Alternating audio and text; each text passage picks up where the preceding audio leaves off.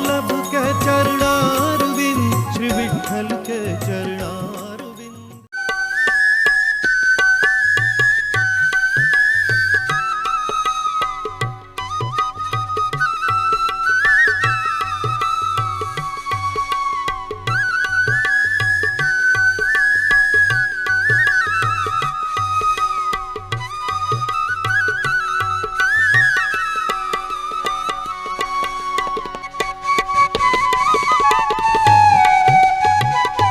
भगवते तस्मै कृष्णाय अद्भुत कर्मणि रूप नाम विभेदेन जगत् क्रीडति यो यतः।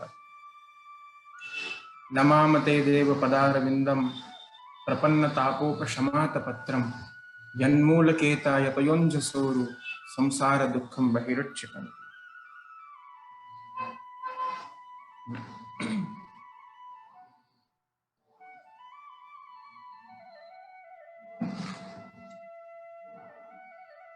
उपस्थित सर्वे श्रीमद वल्लभना लाडीला वल्लભી વૈષ્ણવવૃંદ, આત્મીયજનો, પ્રિયજનો, ભગવદ ચરણારવિંદાનુરાગી દરેક વાલા વૈષ્ણવજનો, ખૂબ જ આનંદનો વિષય છે કે ઘણા સમય પછી, ઘણા લાંબા સમય પછી આજે પુનઃ આપ સૌની વચ્ચે ઉપસ્થિત રહેવાનું એક સુઅવસર મને પ્રાપ્ત થયો છે. ગત સત્રમાં એક દિવસ માટે કેવલ કૃષ્ણાશ્રય ગ્રંથને લઈને આપ સૌની વચ્ચે ઉપસ્થિત થયો હતો અને મને પૂર્વ અમુક દિવસો પહેલા સ્મિતાબેને કહ્યું હતું કે અમારે તો ગોપી ગીત અથવા તો યુગલ ગીત, વેણુ ગીત એવા વિષયોનું શ્રવણ કરવું છે જેમાં વ્રજભક્તોનો ભાવ પ્રકટ થતો હોય, વ્રજભક્તોના હૃદયનો પ્રેમ જેમાં વર્ણિત છે એવા વિષયોનું શ્રવણ અમારે કરવું છે. એટલે જે ફલાવસ્થાનું ગુણગાન છે એવા ગોપી ગીતને એનું મેં ચયન કર્યું અને આપ સૌની મધ્યમાં એને પ્રસ્તુત કરીશ.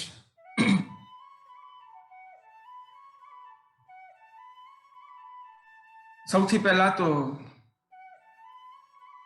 ગોપી ગીત એ શું છે એ સમજવું બહુ જરૂરી છે, એ અતિ આવશ્યક છે.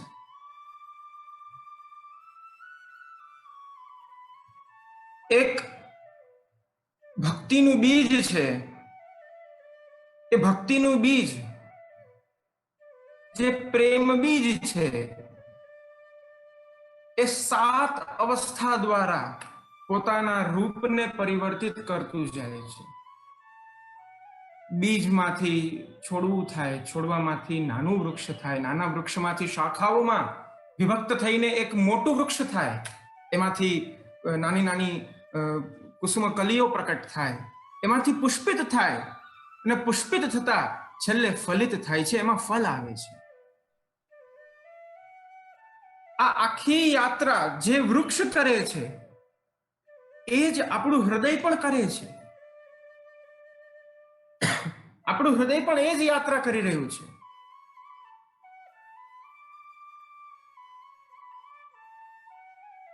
જેમ વૃક્ષનું બીજ છે એમ આપણા હૃદયમાં ભક્તિનું પણ બીજ છે. મહાપ્રભુજીએ ભક્તિવર્ધિનીમાં નું બહુ વિસ્તારથી આપે વર્ણન કર્યું છે. તો એ જ ભક્તિ બીજને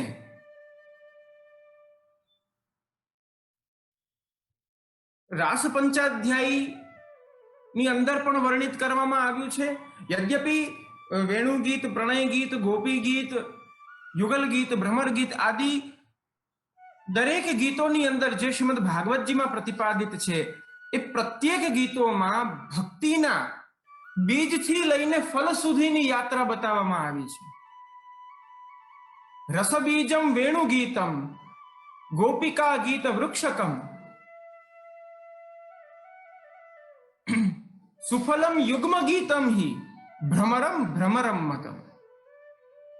જે બીજ છે એ બીજ એ રસબીજનું નિરૂપણ વેણુગીતમાં થયું છે. કારણ કે એ વેણુ ગીતની અંદર જ ભગવાને આસક્તિનું દાન કર્યું છે વ્રજ ભક્તોને. ગોપિકા ગીત વૃક્ષકમ અને વેણુ ગીતથી ગોપી ગીતના પ્રસંગ સુધીમાં એ રસબીજ એક વૃક્ષ બન્યું છે અને એ વૃક્ષની વિશાલતા એ ગોપી ગીતમાં વર્ણિત થાય છે. સુફલમ યુગ્મ ગીતમ હિ,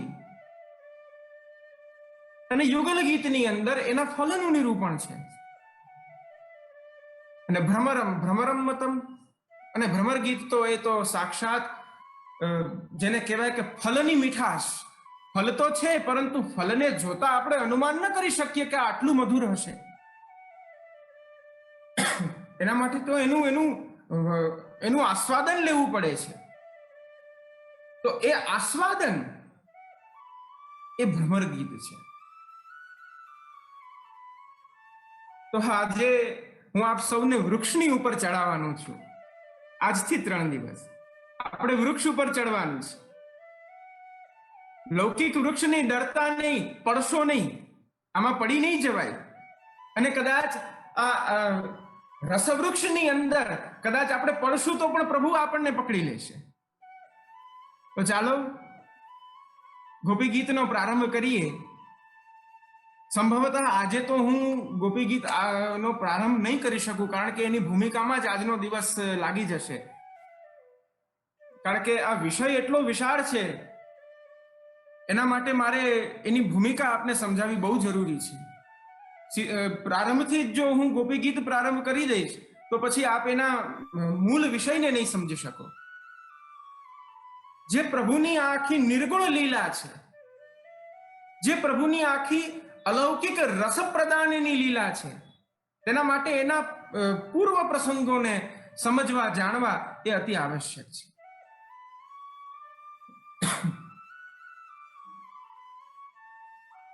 ભગવાનને પ્રાપ્ત કરવા માટે ઘણા બધા સાધનો આપણે ત્યાં બતાવવામાં આવ્યા છે.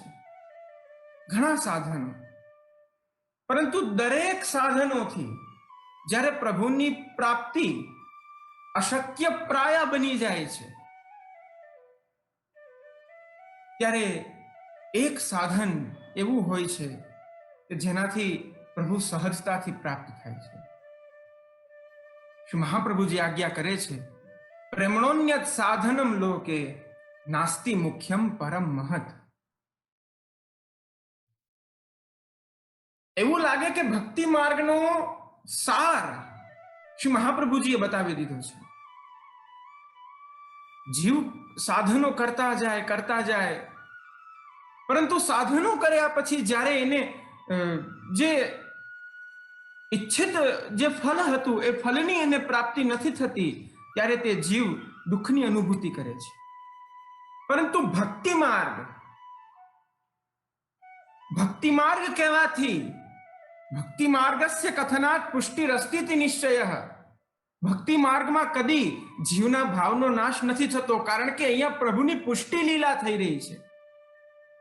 તો એ પુષ્ટિ લીલાનું આસ્વાદન જો જીવને કરવું હોય તો અન્ય સાધનોથી નહીં, એકમાત્ર પ્રેમ લક્ષણા ભક્તિ, એકમાત્ર નિર્ગુણા ભક્તિ દ્વારા જ જીવ પ્રભુને પ્રાપ્ત થઈ શકે છે.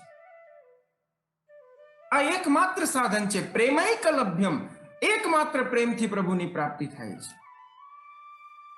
અને એ જ અલૌકિક પ્રેમ વ્રજભક્તોએ, શ્રી ગોપીજનોએ શ્રી પ્રભુ સાથે કર્યો છે, પ્રભુ સાથે જોડ્યો છે.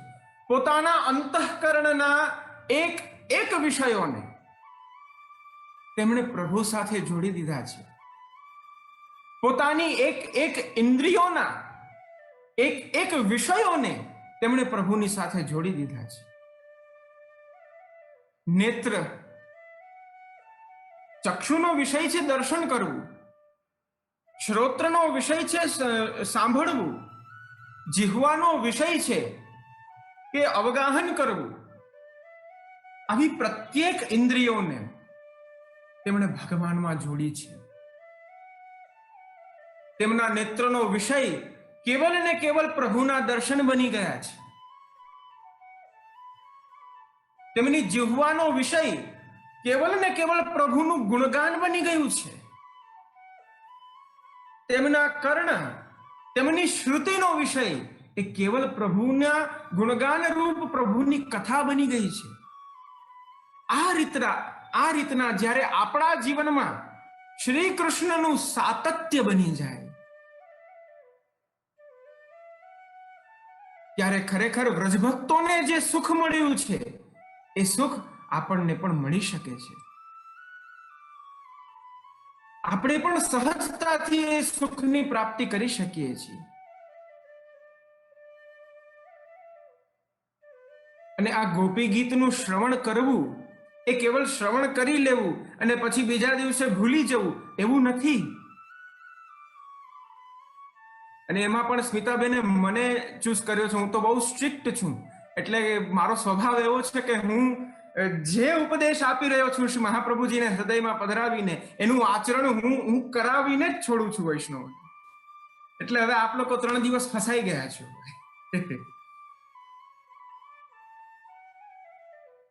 તો એ જે આસક્તિ વ્રજભક્તોના હૃદયમાં હતી એ આસક્તિ જો આપણા હૃદયમાં થાય તો આ કલીની અંદર પણ તત્તલ લીલાના અધિકારી આપણે બની શકીએ છીએ. કલિકાલ એ આપણા માટે છે, પ્રભુ માટે થોડી છે. પ્રભુને થોડી કાલ બાધિત કરી શકે છે. મહાપ્રભુજી સુબોધિનીજીમાં આજ્ઞા કરે છે કાલાધિકો હરિ. ભગવાન કાલથી પણ પરે છે અને પ્રભુની તો લીલા નિત્ય છે. નિત્ય લીલા નિત્ય નવતમ શ્રુતિ ન પામે પાર. પ્રભુની તો નિત્ય લીલા છે. આજે પણ એ રાસ નિત્ય થઈ રહ્યો છે. આજે પણ વ્રજની અંદર ગૌચારણ નિત્ય થઈ રહ્યું છે. પ્રત્યેક લીલાઓ નિત્ય થઈ રહી છે કારણ કે પ્રભુ નિત્ય છે. હું આપ સૌની સમક્ષ એક પરમાનંદ દાસજીનું એક પદ રજૂ કરવા માંગુ છું. એના માધ્યમથી આ વિષયની શરૂઆત હું કરી રહ્યો છું. ગઈકાલે હું રાત્રિના વિચારી રહ્યો હતો કે આ ગોપી ગીતની ભૂમિકા સુબોધિનીજીના માધ્યમથી તો હું આપ સૌને આપીશ જ, પરંતુ થોડું સરળ થાય, આપ સૌ વ્રજભક્તોના સ્વરૂપને સમજી શકો એના માટે એવો કયો ઉપાય હોય તો મને આ પરમાનંદ દાસજીનું પદ યાદ આવ્યું. ગોપી પ્રેમ કી ધ્વજા. આ પ્રાયઃ આપણે ઘણીવાર સાંભળ્યું પણ હશે. કોઈના ના કોઈના મુખમાંથી આ કીર્તનનું ઉચ્ચારણ આપણે સાંભળ્યું હશે. પરંતુ સમજવા જેવી વાત એ છે ગોપી પ્રેમ કી ધ્વજા કયું છે, પ્રેમ કી મૂરત પણ કહી શકત, અથવા તો પ્રેમને લગતા અન્ય કોઈ પણ વિશેષણો આપી શકત. પરંતુ ધ્વજા શા માટે કહ્યું? ધ્વજાનું સ્થાન ક્યાં હોય છે? ઉપર, ઉર્ધ્વ તરફ. ધ્વજાની ઉપર પછી કઈ નથી હોતું. જે કંઈ પણ હોય છે ધ્વજાની નીચે હોય છે. અર્થાત વ્રજભક્તોના હૃદયમાં જે શ્રી કૃષ્ણ પ્રત્યે જે પ્રેમ પ્રકટ થયો છે, જે એમણે અનુરાગ પ્રભુમાં સાધ્યો છે, એમને ધ્વજાની ઉપમા એટલા માટે આપવામાં આવી છે કે એમના જેવો અનુરાગ, એમના જેવો સ્નેહ, એમના જેવી આસક્તિ અન્ય કોઈ કરી શકે તેમ નથી. આગળ કહે છે કે જીન ગોપાલ કિયો અપને વશ ઉરધરવામ ભુજા. જેમણે કેવલ પ્રેમ દ્વારા, આસક્તિ દ્વારા, અનુરાગ દ્વારા, સ્નેહ દ્વારા અબાધિત પરમ સત્ય પરબ્રહ્મ પૂર્ણ પુરુષોત્તમને વશ કરી લીધા, પોતાને વશ કરી લીધા. આ બહુ મોટી ઘટના છે. બહુ મોટી ઘટના કહેવામાં આવી છે. જે ભગવાનને કોઈ નથી બાંધી શક્યું. આગળ પ્રસંગ આવશે તો દામોદર લીલાને પણ આપણે જોઈશું. યશોદાજી જ્યારે દોરડાથી પ્રભુને બાંધે છે ત્યારે શુકદેવજી પરીક્ષિત રાજાને જે પ્રભુનું સ્વરૂપ બતાવે છે, જે મહાત્મ્ય બતાવે છે, એ આપણે આગળ જોઈશું. વિષયમાં આવશે કદાચિત સુબોધિનીજીમાં લગભગ પહેલા બીજા શ્લોકમાં જયતિતેધિકમની અંદર જ આવે છે. પ્રભુ કોઈનાથી બંધાતા નથી, કારણ કે આપ પરાત્પર બ્રહ્મ છે. ભગવાનથી પરે બીજું કંઈ જ નથી. પ્રભુ સ્વયં કહે છે ને, મત્તઃ પરતરમ નાન્યત કિંચિદ અસ્તિ ધનંજય. હે અર્જુન, મારાથી પર બીજું કંઈ જ નથી. હું સર્વનો સ્વામી છું. અહમ આત્માત્મ નામ ધાતઃ. એવા પ્રભુને વશ કર્યા છે, એવા પ્રભુ અધીન થઈ ગયા છે. તા આહીર કી સબ છોહરિયા, છછિયા ભર છાછ પે નાચ નચાય. કેવલ એક ખોબા જેટલી છાશ માટે પ્રભુ છાશ માગી રહ્યા છે. રજભક્તો કહે છે, નહીં, છાશ એમ નહીં આપીએ, પેલા નાચવું પડશે.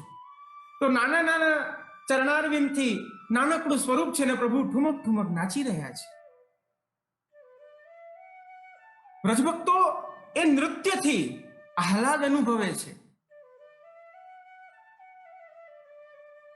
આગળના પ્રસંગમાં જ્યારે આપણે જોઈએ, હું થોડી આને આ ગોપી પ્રેમ કી ધ્વજા આ વિષયને થોડો લંબાવી રહ્યો છું. આગળના પ્રસંગોમાં પણ જ્યારે જોઈએ છીએ તો મહાભારત કાળની અંદર પણ ભગવાન પાંડવોને વશ થયા હતા. પાંડવોના પ્રત્યેક કાર્યો કર્યા હતા. સુખદેવજી પરીક્ષિત રાજાને પંચમ સ્કંદમાં કહે છે, રાજન પતિર ગુરુરલમ ભવતામ યદુનામ દૈવમ પ્રિય કુલપતિ ક્વચકિં કરો વહ.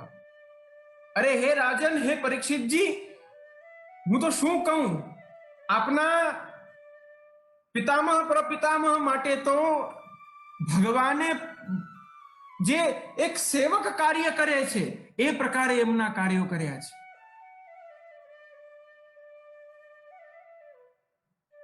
અહીંયા જીન ગોપાલ કિયો અપને વશ, એનું જ વર્ણન સુરદાસજી પણ કહે છે. પ્રેમ કે વશ પારથ રથ હાક્યો, ભૂલ ગયે ઠકુરાઈ. ત્યાં પણ ભગવાન પ્રેમને વશ થઈ, સ્નેહને વશ થઈ અને અર્જુનનો રથ ચલાવી રહ્યા છે, સારથીપણું કરી રહ્યા છે. અને કેવી રીતના કહ્યું, ભૂલ ગયે ઠકુરાઈ, પોતાનું ઠાકુરપણું પ્રભુ આપ ભૂલી ગયા છે. રથ ચલાવી રહ્યા છે. અર્જુન આજ્ઞા કરે છે, હે માધવ, ડાબી તરફ રથને વાળો, તો ભગવાન ડાબી તરફ વાળે છે. હે માધવ, જમણી તરફ વાળો, જમણી તરફ વાળે છે. હે કેશવ, રથને ઉભો રાખી દો, ભગવાન ઉભો રાખી દે છે. હજી તીવ્ર ગતિથી ચલાવો, તીવ્ર ગતિથી ચલાવે છે. આવા પ્રત્યેક કાર્યો પ્રભુએ કર્યા છે. પરંતુ વ્રજભક્તોનો જ્યારે વિષય આવે છે ત્યારે એ પ્રેમ અને આ પ્રેમ એમાં ઘણો ફરક છે. ત્યાં ઉત્તરાર્ધની લીલામાં જ્યારે જોવા જઈએ તો ત્યાં સ્વજનો છે. પાંડવો વગેરે એ પ્રભુના સ્વજનો છે. અને આ વ્રજભક્તો જ્યારે વ્રજની લીલામાં આપણે જોઈએ છીએ તો એ વ્રજભક્તો તો પ્રભુના નિજજનો છે. પ્રભુનું અંતઃકરણ છે, જેમના માટે પુષ્ટિ પુરુષોત્તમનું પ્રાકટ્ય થયું છે, જેમના માટે પ્રભુએ પુષ્ટિ લીલા કરી છે, એ આ બધા જીવો છે. તો ગોપી પ્રેમ કી ધ્વજા, આ વ્રજભક્તો એ પ્રેમની ધ્વજા સ્વરૂપ છે, જેમણે અલૌકિક પ્રેમથી વ્રજભક્તો પોતે ખુલાસો કરે છે ભગવાન પાસે. ભગવાને એમની પરીક્ષા કરી, એમના મુખમાંથી બોલાવડાવવું હતું. એટલે વ્રજભક્તોએ કહ્યું કે પ્રેષ્ઠો ભવાંશ તનુભૃતામ કિલ બંધુરાત્મા. હે પ્રભુ, આપની કૃપાથી અમે આ દેહ ધારણ કર્યું છે. આ દેહ ધારણ કર્યું છે. અને દેહ ધારણ કર્યા પછી દેહધારીઓનો અનુરાગનો વિષય તો કેવલ આપ જ હોવ છો, બીજું કોઈ નથી હોતું. કદાચિત આ વાક્ય આપણા ઉપર પણ ઘટિત થઈ શકે છે. આ વાક્યને આપણે આપણી ઉપર પણ ઘટિત કરી શકીએ છીએ. આપણે પણ દેહધારી છીએ, આપણે પણ ઇન્દ્રિયધારી છીએ. આપણી અંદર પણ અંતઃકરણ ચતુષ્ટય, ચિત્ત, બુદ્ધિ, મન, અહંકાર સહિત આ આખું અહંતા મમતાત્મક સંસાર સહિત આપણે છીએ જે પ્રકારે વ્રજભક્તો હતા, તો આપણા જેવા દેહધારીઓનો વિષય કેમ પ્રભુ નથી બની શકતા? બસ એ પ્રયાસ 3 દિવસ આપણે કરવાનો છે કે આપણા પ્રેમનો વિષય આપણા પ્રભુ બની જાય. બસ. તો ગોપી ગીતનો પ્રારંભ થાય તે પહેલા સુબોધિનીજીના અનુસાર તામસ ફલ પ્રકરણની આ આખી લીલા છે. ફલ, ફલનો અર્થ છે અભિષ્ટ વસ્તુની પ્રાપ્તિ. પ્રત્યેક કર્મનું ફલ હોય છે, પરંતુ ભક્તિ માર્ગની અંદર પરમ ફલ એ પ્રભુ દ્વારા મળતું કંઈ નહીં, કેવલ પ્રભુ છે. ફલ પ્રકરણ એટલા માટે કહેવામાં આવ્યું છે કારણ કે અંતમાં જ્યારે મહારાસ થાય છે, એ મહારાસમાં પ્રભુએ ભક્તિ માર્ગીય મહાફલની પ્રાપ્તિ કરાવી છે.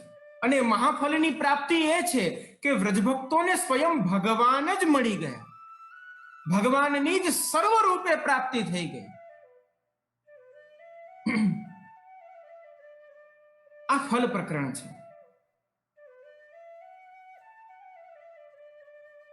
થોડું પૂર્વનું અનુસંધાન લઈએ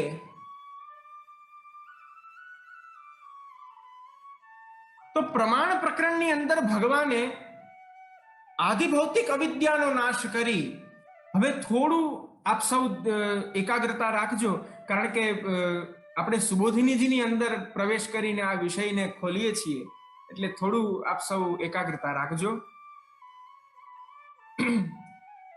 પ્રમાણ લીલા દ્વારા ભગવાને આધિભૌતિક અવિદ્યાનો નાશ કરી, મોહ વગેરે દોષોનો પણ શમન કરી, વિવિધ પ્રકારની મધુરી લીલા કરી અને વ્રજભક્તોમાં સર્વપ્રથમ સ્નેહાત્મક નિરોધની પ્રાપ્તિ કરાવી છે.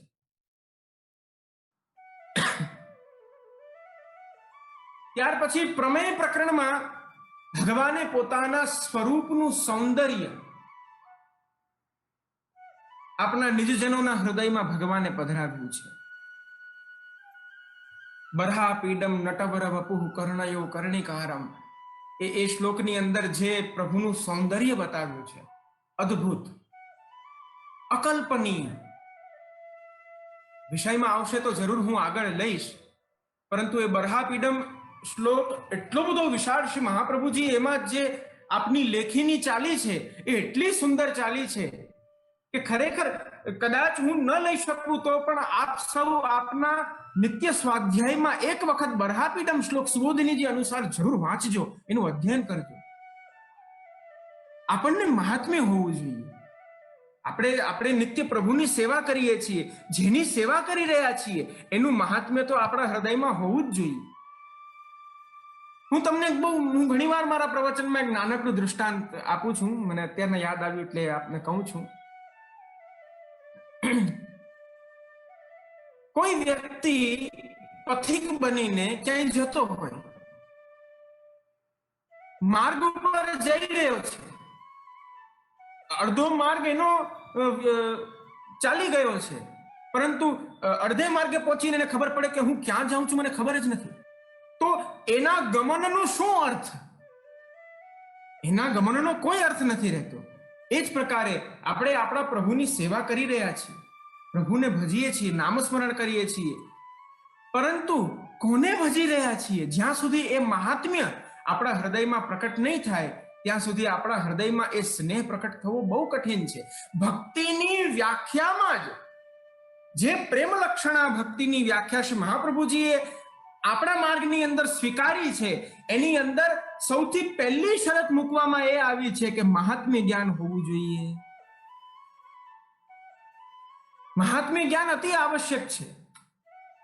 પ્રભુને સર્વ પ્રકારે જાણી લેવા એનું નામ મહાત્મ્ય જ્ઞાન.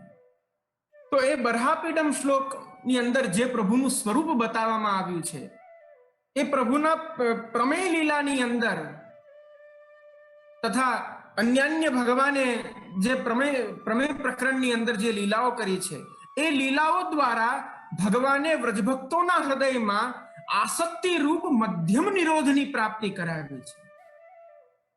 પ્રથમ સ્નેહાત્મક પ્રથમ નિરોધ, ત્યાર પછી આસક્તિ રૂપ મધ્યમ નિરોધ, અને ત્યાર પછી અવાંતર સાધન પ્રકરણની અંદર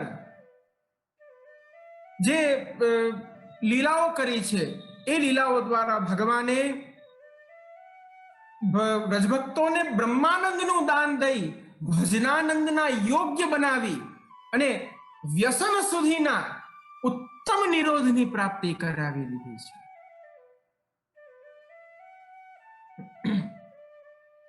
તો આ જ પુષ્ટિ પુરુષોત્તમનું સ્વરૂપ છે.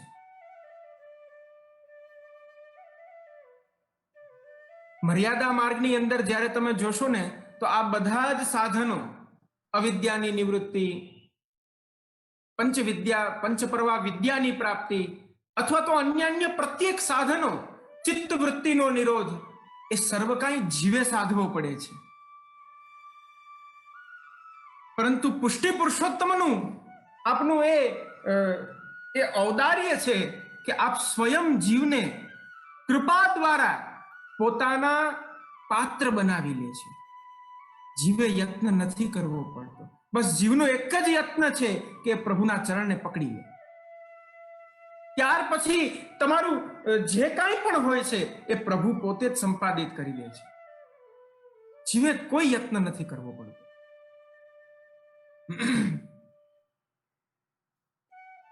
તો ભગવાને વ્યસનરૂપ નિરોધની પ્રાપ્તિ કરાવી અને ત્યાર પછી તામસ ફલ પ્રકરણમાં ભગવાને અલૌકિક મહારાસ દ્વારા ભક્તિ માર્ગનું અલૌકિક ફલ પ્રાપ્ત કરાવ્યું.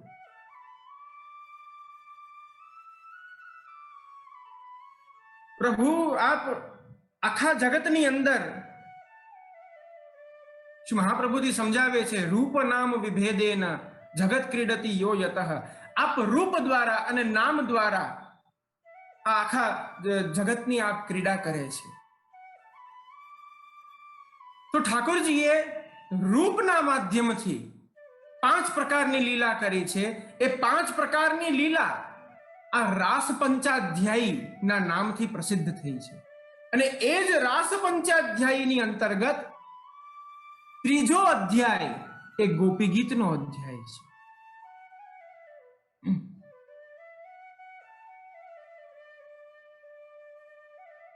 સૌથી પહેલા તો રાસ શું છે? રાસ શબ્દને સમજવો બહુ જરૂરી છે. એની એક સામાન્ય વ્યાખ્યા એવી કરવામાં આવી છે કે રસાનામ સમૂહ, જ્યાં રસોનો સમૂહ પ્રકટ થાય છે એ રાસ છે. રસ અર્થાત આપણો ભૌતિક રસ નહીં કે જે રસનું આસ્વાદન કરીને આપણે આપણી જીહવા મધુરતા અનુભવે, એ તો વિષયાનંદ રૂપ રસ છે. પરંતુ રસનો એક સહજ અર્થ છે, એ છે શ્રી કૃષ્ણ. ભગવાનના સહસ્ર નામો છે અને એ સહસ્ર નામોની અંદર પ્રભુનું એક નામ છે રસ. એટલે વેદોએ કહ્યું છે, બહુ પ્રસિદ્ધ ઉક્તિ છે, આપ બધાને કદાચ યાદ આવી જશે, રસો વૈ સહ. સહ અર્થાત તે પરમાત્મા, તે પૂર્ણ પુરુષોત્તમ. વૈ અર્થાત નિશ્ચિત રૂપે શું છે? તો કહ્યું રસ છે. અને જ્યાં તે એક રસ નહીં પરંતુ એવા અનંત રસો જ્યાં પ્રકટ થઈ જાય, અનંત રસો પ્રકટ થાય, તે રાસ છે. રાસની એક વિશેષતા એ છે કે ભગવાને પોતાના જ અધર સુધા દ્વારા વ્રજભક્તોને એ સુખનું દાન કર્યું છે કે વ્રજભક્તોમાં પણ ભગવત ધર્મો પ્રસ્થાપિત થઈ જાય છે. ભગવાને પોતાના ધર્મો એ વ્રજ ભક્તોમાં પ્રસ્થાપિત કર્યા છે. માટે તે ભગવાનમાં જે અલૌકિક રસ છે તે અલૌકિક રસ વ્રજ ભક્તોમાં પણ આવી ગયો છે. માટે પ્રભુ સહિત એ વ્રજ ભક્તોનો એ રસ જ્યારે એક સાથે મળ્યો ત્યારે રાસ થયો છે. હવે શ્રી મહાપ્રભુજીએ તો આનાથી કઈ અલગ રાસની વ્યાખ્યા કરી છે. આ રાસ પંચાધ્યાયી છે અને ગોપી ગીત એ 5 અધ્યાયમાંના 3જા અધ્યાયનો વિષય છે. એટલે આ આખી રાસની ભૂમિકા પહેલા બીજા અધ્યાયને હું ઓળંગીને સીધા 3જા અધ્યાયમાં જઈશ તો આપને કઈ ખ્યાલ જ નહીં આવે. એટલે હું પહેલો બીજો અધ્યાયની ભૂમિકા બાંધી રહ્યો છું. મહાપ્રભુજીએ હવે જે રાસની વ્યાખ્યા કરી છે એ બહુ અલગ પ્રકારે કરી છે. રાસો નામ રસેન પૂર્ણ પદાર્થ અન્ય સંબંધ રહિત. રાસ એટલે શું? તો કહ્યું રસથી પૂર્ણ, રસથી પરિપૂર્ણ એક ફલ. અને એ ફલ કેવું? તો કહ્યું અન્ય સંબંધ રહિત. અન્ય સંબંધ અર્થાત લૌકિક અને વૈદિક આ બંનેથી પરે જે છે એવું જે ફલ છે એ ફલને રાસ કહેવામાં આવે છે. ચતુશ્લોકીની અંદર કામ પુરુષાર્થને બતાવતા શ્રી મહાપ્રભુજી પણ આપ એ જ આજ્ઞા કરે છે ને કે યદિ શ્રી ગોકુલાધીશો ધૃતઃ સર્વાત્મના હૃદય તતઃ કિમ પરમ બ્રૂહિ લૌકિકે વૈદિકે રપી. એક વખત જ્યારે જીવ પોતાના હૃદયમાં પ્રભુને વ્રજાધીપને જ્યારે હૃદયમાં પધરાવી દે છે, હૃદયમાં પધરાવી અને એ અલૌકિક રસનું આસ્વાદન જ્યારે જીવ કરવા લાગે છે ત્યાર પછી એ જીવને લૌકિક વૈદિકથી શું તાત્પર્ય છે, શું અર્થ છે, એનાથી શું મતલબ છે? લૌકિક જે તમને પુનઃ સંસારમાં લઈ જાય છે, પુનઃ સંસારમાં લઈ જઈને અહંતા મમતાની અંદર લઈ જાય છે, જેના કારણે જીવ પાછો બંધનમાં પડે છે. અને વૈદિકના માધ્યમથી જીવ પુનઃ પાછો પાપ પુણ્ય કર્મની અંદર પ્રવૃત્ત થઈ જાય છે. ભક્તિ માર્ગ તો આ બધાથી બહુ પરે છે, બહુ પરે છે. વ્રજભક્તો એ લૌકિક અને વૈદિક એ બંનેથી પરેની કક્ષાના જીવો છે. તો આ વ્યાખ્યા શ્રી મહાપ્રભુજીએ કરી છે.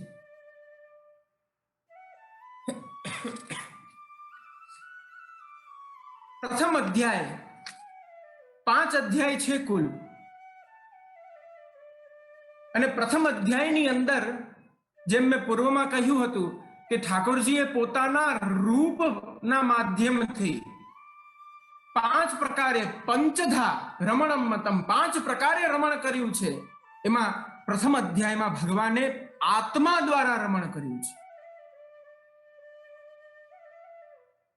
એ પ્રથમ અધ્યાયના શરૂઆતના વિષયોને જ્યારે આપણે થોડું જોઈ લઈએ.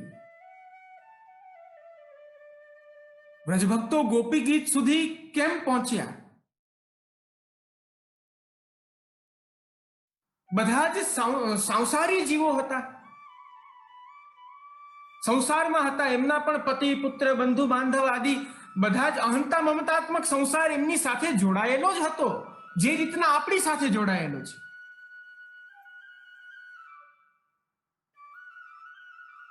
તો એ સંસાર એને બાધા કરી શકતો હતો, એ અહંતા મમતા એને બાધા કરી શકતી હતી. પરંતુ એ સર્વ કાંઈ ભૂલી પ્રભુમાં એટલા તન્મય થઈ જાય છે. ભાગવતજીની અંદર તો સુખદેવજી ત્યાં સુધી વર્ણન કરે છે કે તન્મનસ્કાસ તદાલાપાસ તદ વિચેષ્ટાસ તદાત્મિકા તદગુણાનેવ ગાયંત્યો નાત્મા ગારાણી સસ્મરુઃ. ભગવાનમાં એમનું મન એટલું પ્રવૃત્ત થઈ ગયું હતું. તદાલાપા પ્રભુની જ ચર્ચા કરી રહ્યા હતા. તદ વિચેષ્ટા પ્રભુની ચેષ્ટાઓ કરવા લાગ્યા. પ્રભુનો એટલો વિરહ, એટલો તાપ એમના હૃદયમાં થયો કે પ્રભુની ચેષ્ટા કરવા લાગ્યા. એક ગોપી કૃષ્ણ બને છે, એક ગોપી ગાય બને છે. કૃષ્ણ બનેલી એ ગોપી એ એક ગાયને ચરાવી રહી છે એક ગોપી ઠાકોરજી બને છે, એક ગોપી બલરામજી બને છે. અને જે રીતના પ્રભુ વત્સપાલ લીલામાં જ્યારે વનમાં પધારે છે, વનમાં પધારતા જ આપ ગાયોને મુક્ત કરી અને ગ્વાલબાલ સાથે કુસ્તી મલ્લયુદ્ધ ખેલતા હોય એ પ્રકારે મલ્લયુદ્ધ કરવા લાગી છે. એક ગોપી પ્રભુનું સ્વરૂપ ધારણ કરી અને વૃક્ષની નીચે ઠાળી થઈ ગઈ અને આ રીતના વેણુનાદની ચેષ્ટા કરે છે. પાસે એક ગોપી ગાય બનીને આવે છે અને એ પ્રભુની અહીંયા ભુજા ઉપર પોતાનું મુખ રાખે છે. તો જે પ્રકારે ઠાકોરજી ગાયને પંપાડતા હતા એ જ પ્રકારે એ ગોપી પ્રભુની ચેષ્ટા કરે છે. આ રીતના સાયકોલોજીકલી જેને શું કહી શકાય કે તેઓ તન્મય બની ગયા હતા, તદરૂપ બની ગયા હતા. પોતાના નામ રૂપનો વિલય કરી અને એક અન્ય તત્વની અંદર પોતે પરિવર્તિત થઈ ગયા હતા. નાનકડો દૃષ્ટાંત આપું. એક પાત્રમાં તમે જલ ભરો, એ પાત્રમાં જલ ભરી અને એમાં એક ચમચ તમે ખાંડ, શર્કરા અથવા તો મિશ્રી એને તમે એ જલની અંદર પધરાવી અને એને એકદમ જ્યારે એને વલોવશો, એને હલાવશો, ત્યાર પછી એ ખાંડ એ ઓગળી જશે, એ મિશ્રી ઓગળી જશે. ત્યાર પછી હું તમને એમ કહીશ કે મને એ મિશ્રીની ટૂંક પાછી કાઢીને આપો, તો તમે આપી શકશો? એ સંભવ જ નથી. અહીંયા અમારે ત્યાં તો સંભવ નથી, પણ જો અમેરિકામાં થતું હોય તો બહુ સારું કહેવાય કે એવું પણ જલ હોય કે એ જલ અન્ય પદાર્થને પોતાની અંદર વિલય ન કરી શકતું હોય, તો મારે ત્યાંનું જલ લેવા આવવું પડશે. અમારા ગુજરાતના વૈષ્ણવને બતાવવું પડશે. એ સંભવ જ નથી. હા, જલ આખું મધુર થઈ જાય છે. એનો મતલબ એમ થયો કે એ મિશ્રીની ટૂંક પોતાના સ્વરૂપને, ધ્યાનથી સમજો, એ મિશ્રીની ટૂંક પોતાના સ્વરૂપને પરિવર્તિત કરીને જલની મધુરતામાં બદલાવી દે છે. એ પેલા જલ મીઠું ન હતું, પણ મિશ્રી વિલય થતા એ મિશ્રી યુક્ત જલ થઈ ગયું. બસ આ જ દશા વ્રજભક્તોની છે. આ જ દશા એ ગોપીજનોની છે. પોતે અમુક ગોપી છે. જોકે સુખદેવજીએ ભાગવતજીની અંદર ગોપીજનોનું નામ નથી લખ્યું.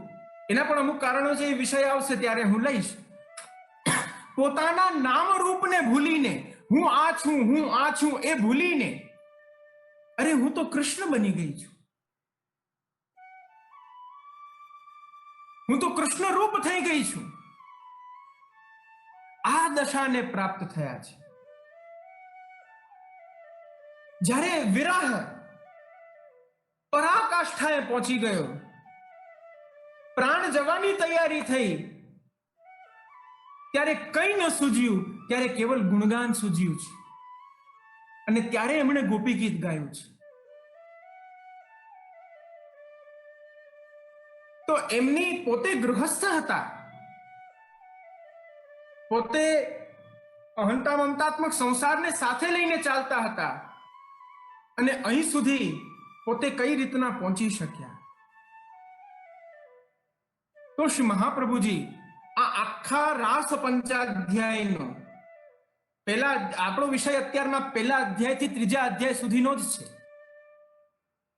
ત્યાર પછી પ્રભુ પ્રકટ થાય છે ને મહારાજ થાય છે, એ તો બહુ પાછળનો વિષય છે કે જ્યારે ગોપી ગીત પણ પૂર્ણ થઈ જાય છે.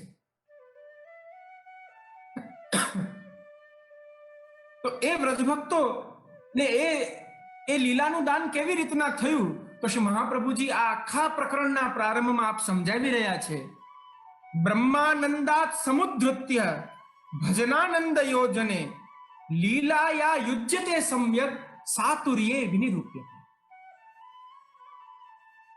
આ બહુ મહત્વપૂર્ણ કારિકા છે શ્રી મહાપ્રભુજીની, બહુ મહત્વપૂર્ણ. જો આને સમજી લેશો તો ગોપી ગીત આપમેળે સમજાઈ જશે, આખી રાસ પંચાધ્યાય સમજાઈ જશે.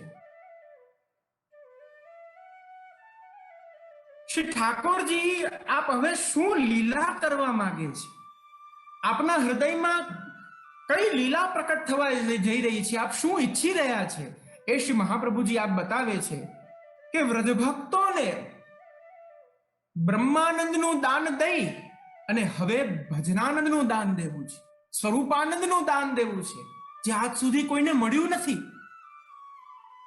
જે આજ સુધી કોઈને નથી મળ્યું, એ ભજનાનંદનું દાન મારે દેવું છે.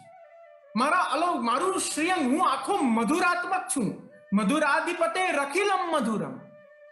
મારું અખિલ મધુર છે, મારું નામ મધુર, મારું રૂપ મધુર, મારી લીલા મધુર, મારી વેણુ મધુર.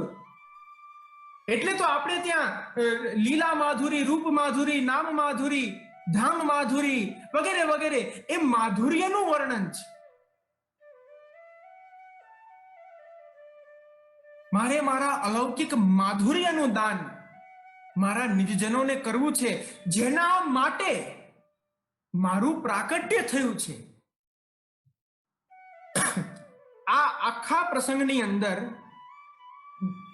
ગોપી ગીતમાં કુલ 19 શ્લોકો છે. એ 19 શ્લોકોનું ગાન કરનાર બે પ્રકારના વ્રજભક્તો છે, અન્યપૂર્વા અને અનન્યપૂર્વા. આપને હું પ્રયાસ કરું છું કે થોડું સરળ થાય અને આપ લોકો સમજી શકો, કારણ કે પૂર્વમાં જ્યારે કૃષ્ણાશ્રયમાં હું આવ્યો હતો એ વિષય થોડો આનાથી સરળ હતો, એટલે આપ સૌને બહુ આનંદ આવતો હતો.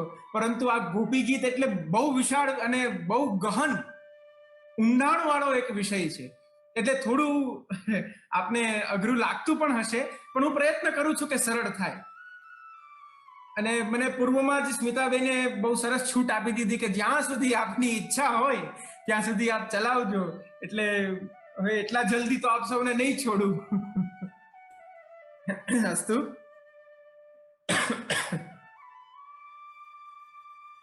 તો અન્યપૂર્વા અને અનન્યપૂર્વા આ બે પ્રકારના વ્રજભક્તો છે. અન્યપૂર્વા જે વ્રજભક્તો છે તે વેદની શ્રુતિઓ છે, અને અનન્યપૂર્વા જે વ્રજભક્તો છે તે ઋષિ રૂપા વ્રજભક્તો છે. આ બંને માટે જ પ્રભુનું પ્રાકટ્ય થયું છે. આગળ રાસમાં વ્રજભક્તોએ એવો ખુલાસો કર્યો છે કે હે પ્રભુ, અમે આપને જાણીએ છીએ, વ્યક્તમ ભવાન વ્રજ ભયાર્તિ હરહ. આપ વ્રજની આરતીને હરનારા છો. જો આપ વ્રજની આરતી અર્થાત અમારા જેવા જીવોની આરતી, જેમના માટે આપનું પ્રાકટ્ય છે, જો આપની લીલા કાલની અંદર આપ અમારી આરતી ને જો આપ નહીં હરો તો અમે એવું વિચારીશું કે આપના પ્રાકટ્યનું પ્રયોજન જ વિફળ થઈ ગયું. એ પ્રાકટ્યનું પ્રયોજન શું હતું? તો અન્યપૂર્વા વ્રજભક્તો અર્થાત શ્રુતિઓ વેદની, તેમણે વેદની શ્રુતિ દ્વારા ભગવાનનું વર્ણન કરતા કરતા કરતા છેલ્લે કહ્યું નેહ નાનાસ્તિ કિંચન. અરે હવે આનેથી તો પરે બીજું કઈ છે જ નહીં. છેલ્લે વર્ણન કરતા કહ્યું કે અરે આ તો રસ છે, આ બ્રહ્મ તો રસ છે. તો ભગવાનને વિનંતી કરી, હે પ્રભુ, આપના રસ સ્વરૂપની અનુભૂતિ અમારે કરવી છે. તો ભગવાને કહ્યું કોઈ વાંધો નહીં, સારસ્વત કલ્પની અંદર હું સ્વયં પરિપૂર્ણાવતાર તરીકે પ્રકટ થઈશ, ત્યારે તમે સૌ વ્રજભક્તોના સ્વરૂપે પ્રકટ થજો. હું તમારા સકલ મનોરથો પૂર્ણ કરીશ. એ મનોરથ પૂર્ણ કરવાનો અવસર આ પ્રસંગ છે. ત્યાર પછી આવે છે અનન્યપૂર્વા વ્રજભક્તો, જે કુમારિકાઓ છે, જે પૂર્વમાં ત્રેતાયુગની અંદર દંડકારણ્યની અંદર ઋષિઓ હતા. જ્યારે રામચંદ્રજી આપ ત્યાં પધાર્યા ત્યારે રામચંદ્રજીના દર્શન કરીને કહ્યું કે હે પ્રભુ, આપ તો રસરૂપ છુઓ, આપના રસની પ્રાપ્તિ કરાવો. ત્યારે ભગવાને કહ્યું અત્યારે નહીં, અત્યારના તો હું મારી મર્યાદા લીલા કરી રહ્યો છું, વેદોક્ત પરંપરા અનુસાર મારે ચાલવાનું છે. પરંતુ સારસ્વત કલ્પમાં દ્વાપરની અંદર હું જ્યારે પરિપૂર્ણાવતાર તરીકે, કૃષ્ણાવતાર તરીકે પ્રાકટ્ય લઈશ, ત્યારે આપ પધારજો, ત્યારે પણ હું આપના મનોરથો પૂર્ણ કરીશ. તો ભગવાને હવે એ લીલાને પ્રારંભ કરવાનો આપણે વિચાર કર્યો તો બ્રહ્માનંદમાંથી જીવને બહાર કાઢી અને ભજનાનંદનું દાન કર્યું છે. 3 આનંદ છે. એક આદિ ભૌતિક આનંદ છે, એક આધ્યાત્મિક આનંદ છે અને એક આદિ દૈવિક આનંદ છે. આદિ ભૌતિક આનંદ છે જેનું નામ છે વિષયાનંદ. આધ્યાત્મિક આનંદ છે જેનું નામ છે બ્રહ્માનંદ અને આદિ દૈવિક એ ભજનાનંદ છે. વિષયાનંદ, વિષયોમાં આનંદ માનવો, વિષયોમાં જ આસક્તિ રાખવી, એનું સૌથી મોટું કારણ એ આપણું મન અને આપણી બુદ્ધિ છે, આપણું ચિત્ત છે. હું બહુ સરળ રીતના સમજાવું, આપણે બહુ ક્યાંય દૂર નથી જવું, આપણા પ્રેક્ટિકલ જીવનમાંથી જ આપણે એને સમજી શકીએ છીએ. વિચાર કર્યો કે હા બસ હવે સાંજનો સમય થયો છે ને બધા જ ગૃહ કાર્યમાંથી નિવૃત્ત થયા, ચાલો શુદ્ધ થઈ અને હાથમાં ગૌમુખી લઈને પ્રભુનું નામ લઈએ, પ્રભુનું સ્મરણ કરીએ. અને જેવું સ્મરણ ચાલુ થાય, જો એ પહેલા આપણે બહુ સ્વસ્થ હોઈએ છીએ, એટલે આ તો બધાએ સ્વીકારવું જ પડશે. એ પહેલા આપણે બધા જ માનસિક રૂપે એકદમ સ્વસ્થ હોઈએ છીએ. અને જેવી હાથમાં માલા આવે, શ્રી મહાપ્રભુજીનું સ્મરણ કરી અને આજ્ઞા માગી અને પ્રભુનું સ્મરણ ચાલુ થાય, શ્રી કૃષ્ણ શરણમ મમ, શ્રી કૃષ્ણ શરણમ મમ. મને એવું લાગે છે 2-3 પારા જતા જ આપણું મન, આપણી બુદ્ધિ એ બધે જ ભ્રમણ કરવા લાગે છે. બધા જ અલગ અલગ વિષયોનું ભ્રમણ કરે છે. એ પહેલા પણ આપણું મન તો ફ્રી જ હતું, પરંતુ ત્યારે આપણને એ વિષયોની યાદ નથી આવતી, એનું સ્મરણ નથી થતું. જ્યારે ભગવાન નામ ચાલુ થાય ત્યારે અરે મારે પેલું કામ બાકી હતું, મારે પેલું કાર્ય કરવું, પેલાને મારે ફોન કરીને આ કહેવાનું હતું, આ બધું જ યાદ આવે છે. આ છે વિષય, અને એ વિષય આપણને ખેંચી રહ્યો છે, વિષયમાં આપણે આસક્ત થઈ રહ્યા છીએ. એનું કારણ જ આ અહંતા મમતા છે આપણી. એ અહંતા મમતાને પ્રભુગામી બનાવી બહુ જરૂરી છે. બ્રહ્માનંદ, ત્યાર પછી આવે છે બ્રહ્માનંદ અર્થાત ગણિતાનંદ. જે એ આનંદ તો છે જ, પરંતુ એ આનંદ અમુક સમય પછી આનંદ નથી લાગતો. બોલો આવું તે કોઈ હોય?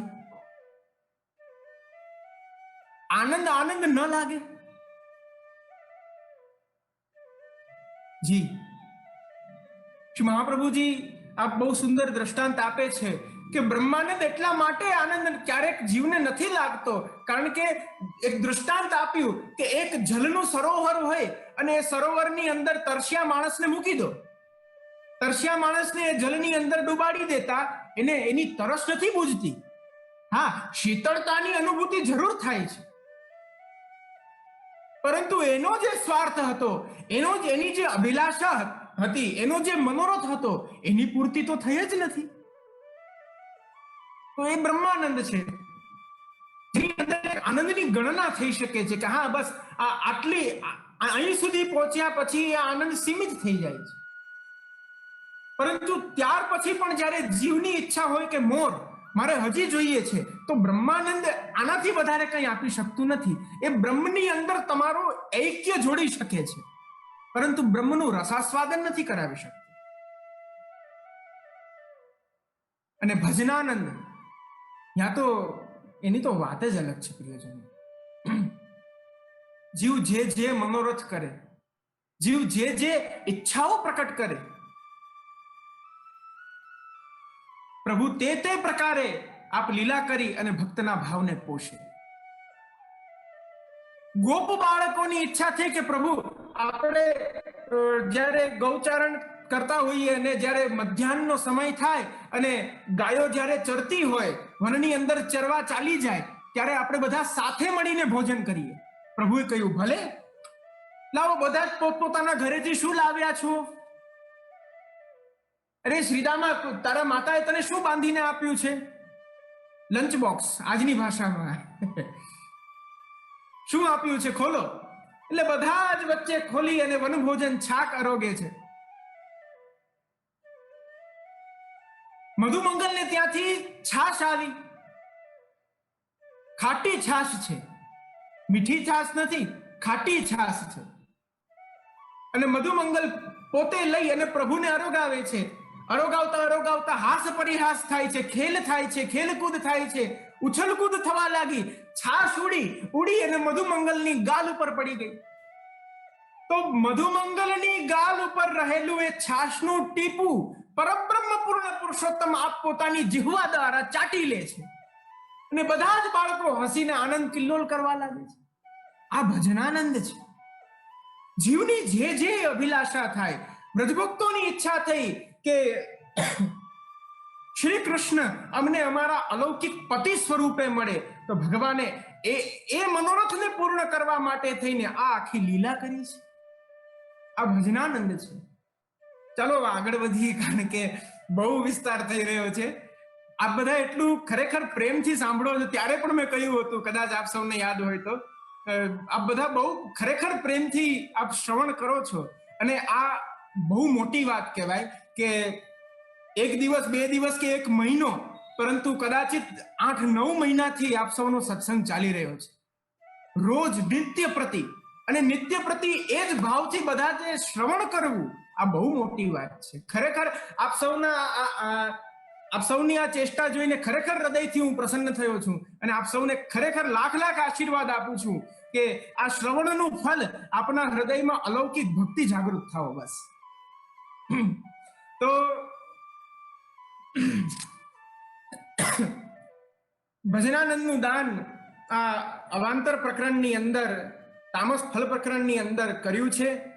અચ્છા, હવે એક શંકા થાય કે એ ભજનાનંદનું દાન તો પ્રભુ ગોપ બાળકોને પણ કરી શકતા હતા, પરંતુ સૌથી પહેલા વ્રજભક્તોને જ કેમ કર્યું, ગોપોને કેમ ન કર્યું? તો શ્રી મહાપ્રભુજી એનો કેટલો સુંદર ખુલાસો કર્યો છે.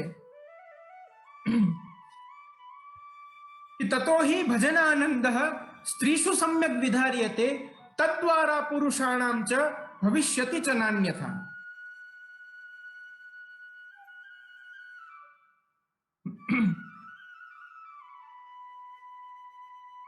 શ્રી મહાપ્રભુજી એનો ખુલાસો કરીને સમજાવ્યું છે કે ગોપ બાળકોમાં જે ભજનાનંદની પ્રાપ્તિ છે એ એટલી સરળતાથી થવી શક્ય નથી, કારણ કે એમના હૃદયમાં પુંભાવ છે. અને એ પુંભાવના કારણે પોતે ભજનાનંદનું એ રસને ગ્રહણ ન કરી શકે, ગ્રહણ કરી શકવા સમર્થ નથી. જેમ એક બહુ સરસ એક કહેવત છે, ઘણીવાર હું કહેતો હું છું કે સિંહણનું દૂધ જો ગ્રહણ કરવું હોય તો સુવર્ણનું, સોનાનું પાત્ર જ જોઈએ, એમાં પછી બીજું પાત્ર હોય તો નથી ચાલતું. આવી એક કિંવદંતી છે. હવે આની પરીક્ષા તો કોઈ કરી હોય કે નહીં એ ખબર નથી. તો ઠાકોરજીએ શું લીલા કરી છે? વ્રજભક્તોની અંદર પ્રભુએ બ્રહ્માનંદની સ્થાપના કરી છે, પરંતુ કેવલ બ્રહ્માનંદ નહીં, લક્ષ્મીઓ સ્વરૂપ બ્રહ્માનંદની સ્થાપના કરી છે. આદિદૈવિક લક્ષ્મીનો અંશ એ વ્રજભક્તોની અંદર સ્થાપ્યો, અને એ સ્થાપતા એમને બ્રહ્માનંદની પ્રાપ્તિ થઈ. જો એ પ્રાપ્તિ ન થઈ હોત તો વ્રજભક્તોની સાથે લક્ષ્મીઓશ જો એમનામાં ન રહ્યો હોત તો વ્રજભક્તોની સાથે ભગવાનનું રમણ થઈ જ ન શકત. હવે એ લક્ષ્મીઓશની પ્રાપ્તિ જેમાં થઈ હોય એ જ એક એવું સુવર્ણનું પાત્ર છે કે એ દૂધને ગ્રહણ કરી શકે. તો ઠાકોરજી વિચાર કર્યો કે હું મારા ભજનાનંદને આ વ્રજભક્તોની અંદર સ્થાપી દઉં, ત્યાર પછી એ વ્રજભક્તોના માધ્યમથી અન્ય ગોપોને પણ એ ભજનાનંદની પ્રાપ્તિ થઈ જશે. આ રીતના વ્રજભક્તોને નિમિત્ત બનાવી ભગવાને 5 પ્રકારની લીલા કરી છે. શ્રી મહાપ્રભુજી આપ સમજાવે છે, તતો રૂપ પ્રપંચસ્ય પંચધા રમણમ મતમ. આખા રૂપ પ્રપંચનું ભગવાને 5 પ્રકારે એનો વિસ્તાર કર્યો છે. રાસ પંચાધ્યાયીના 5 અધ્યાયો. પ્રથમ અધ્યાયમાં પ્રથમા આત્મના લીલા, પ્રથમ અધ્યાયમાં ભગવાને પોતાની આત્મા દ્વારા લીલા કરી છે. આત્મા દ્વારા ભક્તોને સુખ આપ્યું છે. આ કદાચ કોઈ મને સાંભળતા સાંભળતા લખતું હોય, નોટ કરતું હોય, એવું કદાચ કોઈ ઘણા શ્રોતાઓને એવી આદત હોય છે, બહુ સારી આદત છે, તો આ ખાસ લખવા જેવો વિષય છે કે પ્રથમ અધ્યાયમાં ભગવાને પોતાના રૂપથી 5 પ્રકારે રમણ કર્યું. તો એમાં પ્રથમ અધ્યાય પ્રથમા આત્મના લીલા, આત્મા દ્વારા સુખનું દાન કર્યું છે. મનસા તુ તતઃ પરા, બીજા અધ્યાયમાં મનથી લીલા કરી છે, મન દ્વારા સુખ આપ્યું છે, મન દ્વારા રમણ કર્યું છે. ત્રીજી લીલા, ત્રીજો અધ્યાય અર્થાત ગોપી ગીત, તેની અંદર વાક પ્રાણૈસ્તુ તૃતીયાસ્યાદ, વાણી અને પ્રાણ આ બંનેનું સંમિલિત કરી અને ભગવાને રમણ કર્યું છે, સુખ આપ્યું છે, લીલા કરી છે. ચોથો અધ્યાય જ્યાં ભગવાનનો અતિશય વિરહ સહન ન થતા પ્રાણ છૂટવાની તૈયારી થઈ ગઈ છે અને હવે તો કહી દીધું પ્રભુ બસ હવે આ દેહ છૂટી રહ્યો છે, ત્યાં તો પ્રભુને થયું કે અરે હવે જો પ્રકટ નહીં થાઉં તો ખરેખર આ વ્રજભક્તો દેહ છોડી દેશે અને પ્રભુનું પ્રકટ થવું, વ્રજભક્તોના એક એક ઇન્દ્રિયોમાં પુનઃ પાછો એ આનંદ પ્રકટ થવો, પાછા પોતે આનંદિત એમનું થવું. આ ચોથા અધ્યાયમાં ભગવાને ઇન્દ્રિયો દ્વારા રમણને પ્રશસ્ત કર્યું છે, સુખ આપ્યું છે, લીલા કરી છે. ઇન્દ્રિયેસ્તુ તતઃ પરા. અને સૌથી છેલ્લે 5મો અધ્યાય અર્થાત મહારાસ જેમાં થયો છે, એ મહારાસના વર્ણનમાં આવે છે કે શારીરી પંચમી વાચ્યા તતો રૂપમ પ્રતિષ્ઠિતમ. 5મી લીલા દ્વારા, 5મા અધ્યાય દ્વારા ભગવાને શરીરથી રમણ કર્યું છે.